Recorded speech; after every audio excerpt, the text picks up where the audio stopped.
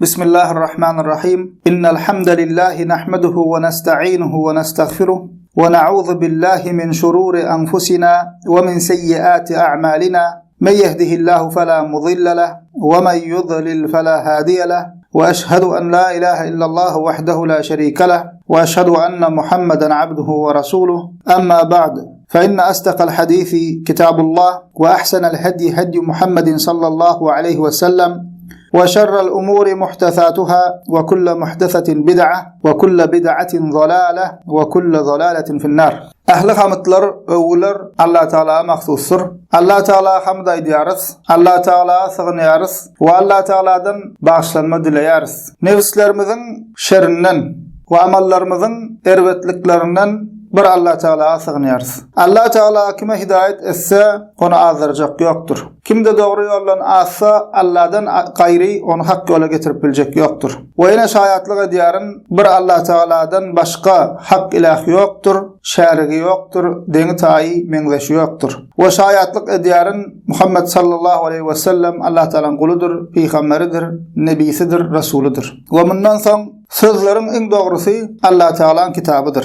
We ýollaryň iň haýyrlysy Muhammed sallallahu aleyhi ve sellemiň ýoludur.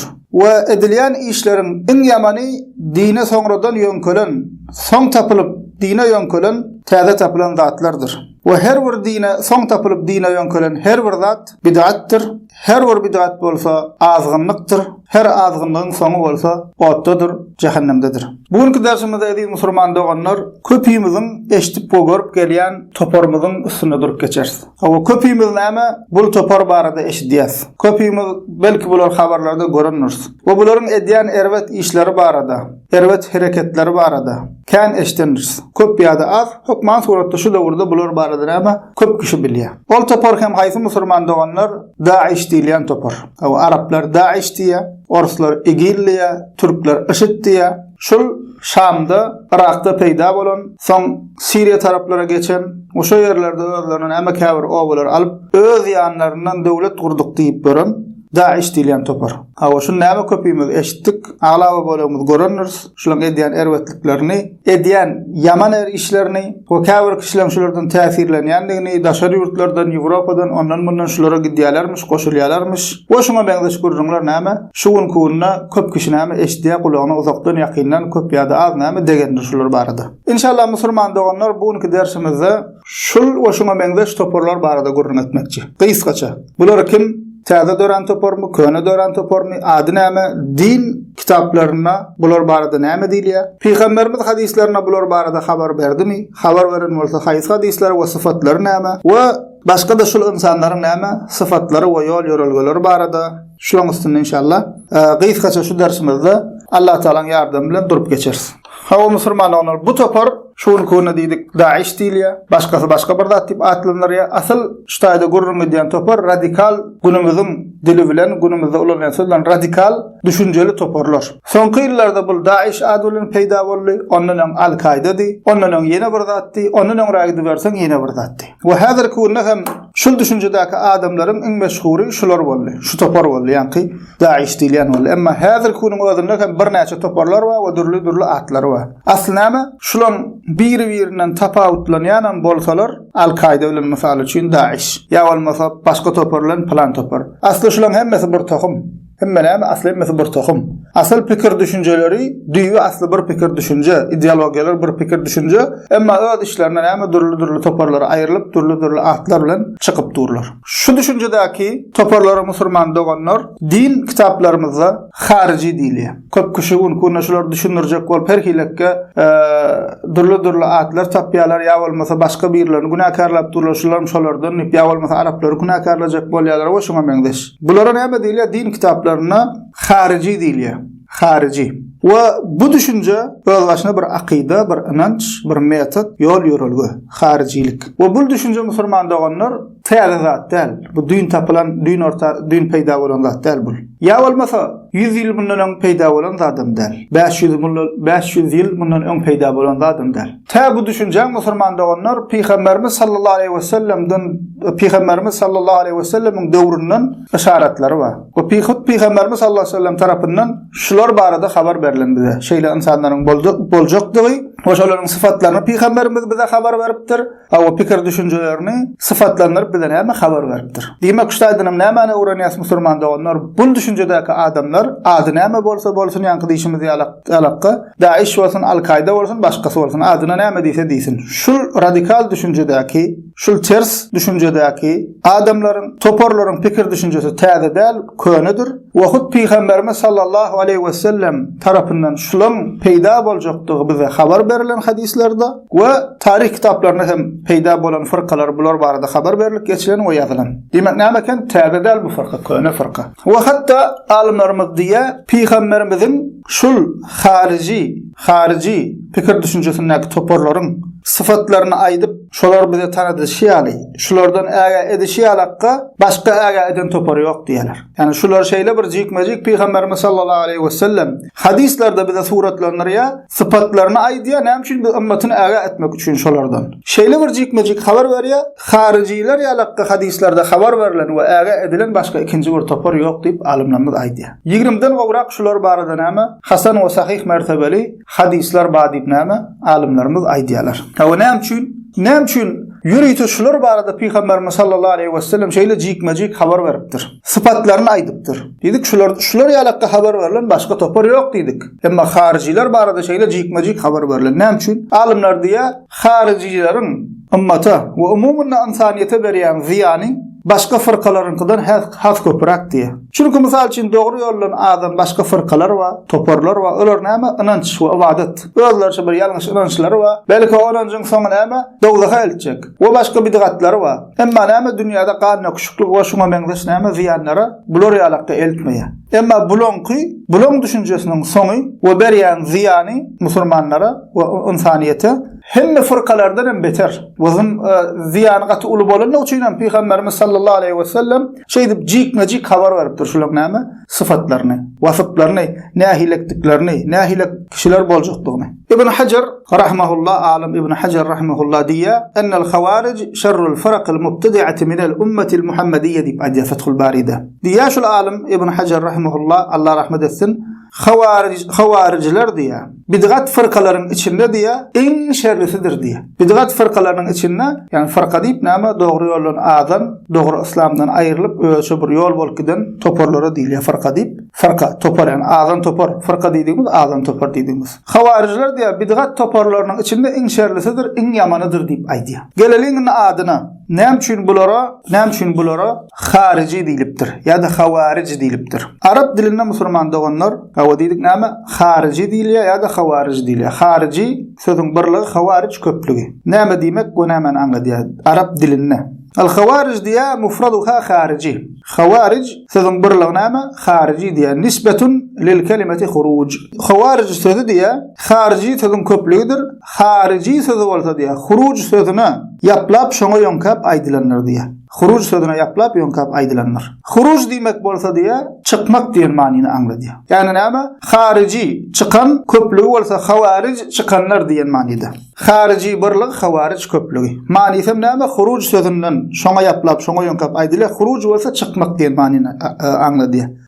Kharici çykan, khawarij çykanlar. Bul Arap dilinde sözlük taýdan manysy. Indi İslam adalgasyna, İslam kitaplarına dinimizin fırkalar barada ýazylan kitaplarına harici diýilenne näme manyda ulanylýar? Bu ýan kaýdan da sözlük taýdan manysy. Bulara musulman doganlar Hazreti Ali radiyallahu anha karşı çykanlyklary üçin we musulmanlaryň halifalaryna, döwlet baş tutanlaryna karşı çykýanlyklary üçin bu at berilýär. Harici diýilýär. Ýani näme manyda? Ýani harici ýa-da hawaric karşı çykanlar diýen manyda ulanylýar. Näme üçin bular şu söz ulanypdyr? Çünki näme dersimiň dowamynda agdap geçer. İlki bilen Peýgambere garşy çykýarlar, ilkinji harici diýilen kişi. Soň sahabalara garşy çykýarlar, Hazreti Ali'ye garşy çykýarlar. We ondan soň şulaň tohumyndan, şulaň ýolundan ýören kişiler dowamly musulmanyň baş tutanlaryna garşy çykypdyrlar. Musulman alimlere, fazyl insanlara garşy çykypdyrlar. Şoň üçin bular näme garşy çykanlar ýa-da garşy çykan manysynda näme? Harici ýa-da hawaric diýilýär. Arap dili sözlügi bolan Mu'jamul Wasit'te diye furqatun min furqil islamiyyeti kharaju ala'l imam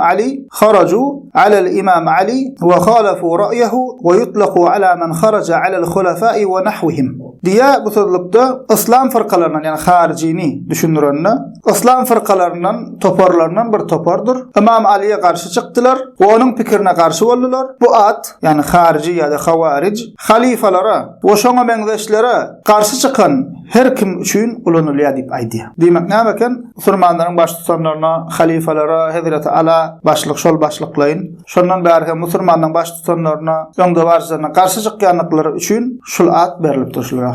Harici ya da havaric. Ve kitaplarda haricilerin bundan başka da adları var. Durlu adları var. Şimdi haricilerin emele gelişi Müslüman doğanlar. Haricilerin emele gelişi. Yani dedik ya şu Daesh olsun ya başkası olsun adı näme bolsa bolsun şu radikal bir düşünce, şu metot, o şu dedik könü. Ta Peygamberimiz sallallahu aleyhi ve sellem näme tarapyndan habar berilen o şu da orada işaretler görülüp eýär näme şondan soň çykyp uran. Şimdi dedik haricilerin emele gelişi o ilkinji harici kim? O ilkinji haricinin peýda boluşy barada alimlerden käbiri Peygamberimiz Muhammed sallallahu aleyhi ve sellem zamanasynda Peygamberimize karşı çıkan Zulhuwayfira diýilen bir adam Peygambere karşı çykýar. Adı näme Zulhuwayfira. Şol adama käbir alimler şol ilkinji harici diýerler. Çünki näme Peygambere karşı çyk. Delili näme bunyň musulman doganlar? Delili Buhari we Muslim'de geçen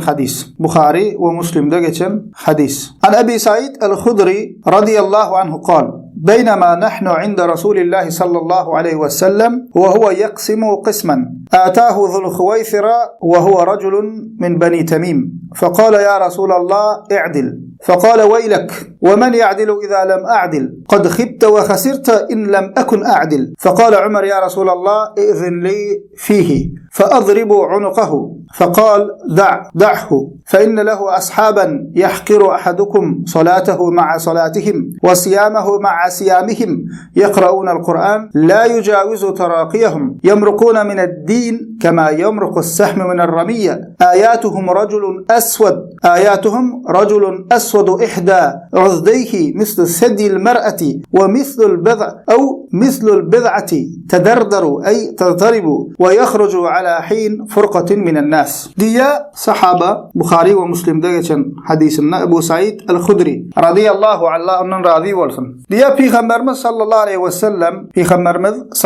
aleyhi ve sellem bir zat paylap otur qadiya Temim tiresinden ne Zulhuwayfira diýilen kişi geldi diye. Yani Zulhuwayfira diýilen kişi diye Peygamberimizin yanına geldi. Ve Peygamberimize şeýle dedi. Ya Resulallah adaletli bol. Yani näme üçin diye Peygamberimiz sallallahu aleyhi ve sellem bir zat paylap otur. Bu Zulhuwayfira diýilenem gelýärdi goýa Peygamber bir zat ýalňyş sallallahu aleyhi ve sellem Peygamberimiz sallallahu aleyhi ve sellem goýa bir zat ýalňyş paylap oturan ýalak edip näme diye ya Resulallah sen adaletli bol diye. Peygamberimiz aýtdy sallallahu aleyhi ve sellem sana weyl bolsun yani käýinç. Sana weyl bolsun diye. Men adaletli bolmasam kim adaletli bolar? Men adaletli bolmasadım sen ziyana galanlardan bolurdum diye Peygamberimiz ona. Bu adamın bu edepsiz, ýigrenji, bu boluşuna, bu ahlaksızlygyna, bu hereketine, bu sözüne Hazreti Ömer radıyallahu anh şeýle bir gahary gelýär. Gözüňe getirim. Allah'ın Resulü, Allah'ın saylan peygamberlerin üstüri. Insajynsa peygamber edip uğradylan Muhammed sallallahu aleyhi ve selleme näme diye adaletli bolýar. Yani ne derecede erwet zat. Sahaba Hazreti Ömer radıyallahu anh şeýle bir gahary